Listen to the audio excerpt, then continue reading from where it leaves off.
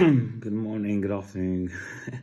Good evening. It's Harry from Hasper TV back with another match review video. As you can tell, my voice is basically almost gone. So Spurs 4, Man United 3. Fair to say that was not a very straightforward win. Because in the position we were in as well, that really should have ended up how it did. I think I'm really tired. Spurs really knackered me out. Unfortunately, a game that could have been made a lot simpler. Anyway, let's get into it. So Spurs went with pretty much a full strength side. A backline consists of Gray, Dragusin, Forster, who we'll talk about in a minute, of course. And obviously, Porro came back in, and Spence played on the left because I think Udogi's out. I'm not sure how long till though, but it was surprisingly Maddison stayed in midfield, which is again it's probably our strongest 11. Bissouma and Sarr. And the front line consists of Kulusevski on the right, who did actually score in the game, but whether he played that well on the right, I don't think so. Solanke, we'll talk about in a bit, and Son, very interesting takes on I've got on him. So Spurs actually took the lead. Well-deserved lead at the time as well. So at half-time, Spurs are sitting on 1-0. Second half starts, Kulusevski grabs a second. Spurs are in full effect after obviously the rebound goal. Solanke scored. The momentum was with Spurs. Third goal goes in. A very good goal by Solanke, by the way, who's probably his best finish of the season. Cuts in, goes past two defenders. 3-0. Now, most sides in the Premier League would try and see out a 3-0 lead, at least till like 70, 80 minutes, and maybe the other team maybe gets a goal. But what do Spurs do? United bring on Ahmad, who didn't actually start surprisingly. Kobe Mainu, and can't remember the third player, but they literally just changed the game completely. Forster, who, as we all know, is really bad playing out the back, plays the ball straight to Bruno Fernandes.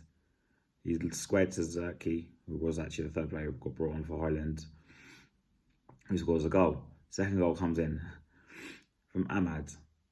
Playing the ball at the back again, goes to Forster. Ahmad presses him. Something has been a problem for us since Ange's arrival, really. It hits Ahmad. And I kind of tackled Forster-ish. Whatever. Bloody conceded another goal. It's 3-2. Then, United obviously putting pressure. Corner comes in from Son, directly in the goal. Probably surprised everyone. Probably even surprised Son himself. Because it wasn't, I think, the best corner, just surprisingly. But it swung past the keeper, who, the Man United keeper, was bloody awful. I mean, I know people know, but Amorim has been rotating his side quite a lot. And Eriksen actually played today, surprisingly. I was quite surprised he started for them. Got a nice ovation when he came off as well.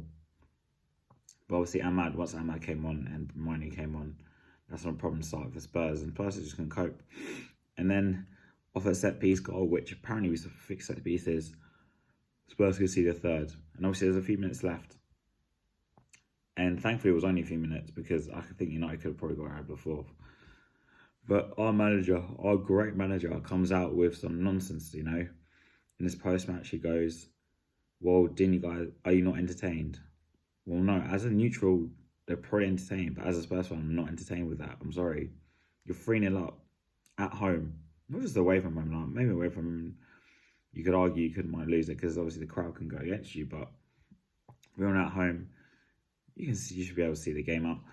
Two of the goals, for me, the force of the goals were caused by the fact that he forces our players to play out the back, especially in the position that Forster was in with the pressing with United, with the Bruno, yeah?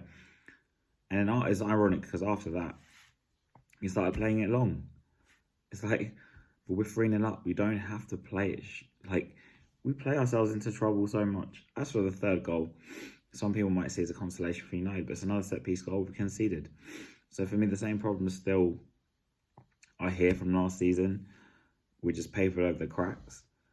That game could have gone either way, and being at home, I'm not happy about that. I mean, I could understand it if we're playing something like Liverpool, we're playing on the weekend where, say we lose by like 1 goal, 1-0, 2-1 sort of thing, I'd be unhappy, but at least it was tight. With this game, it was just a mess all over the place. A few man of the match talks I want to speak about. Archie Gray, I don't really praise Archie Gray a lot, but I thought he had a great game. Drew Greason as well was carried on his good form.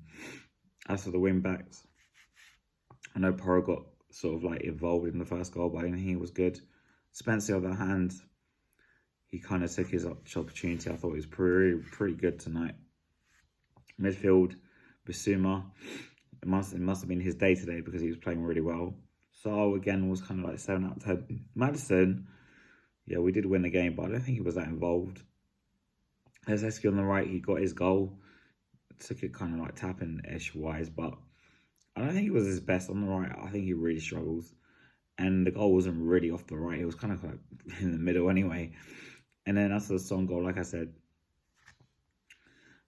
I thought it was quite lucky because I don't think he meant it. But his overall game for Son, I wasn't think it was that good. I kept thinking he kept losing the ball, but I think he's kind of like at his age now, he's playing too many minutes.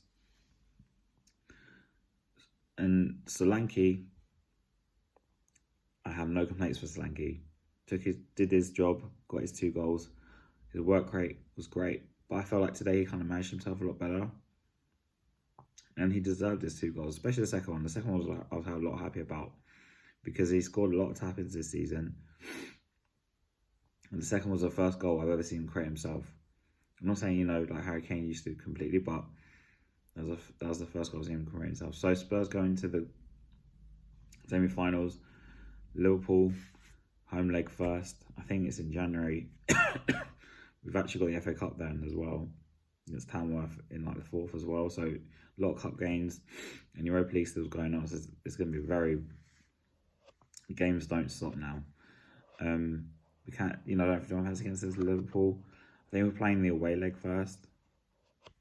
I've been more confident, and I just think even if we were to win the first leg like 4-2, I still wouldn't be confident because away goals don't count anymore as well.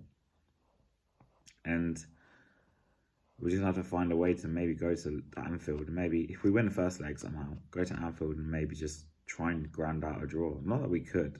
I just don't think we've got it in us. But, you know, it's football, isn't it? But I'm happy we won the game. But we sure as hell made it a lot harder than it should have been. And it doesn't really change my opinion on Ange.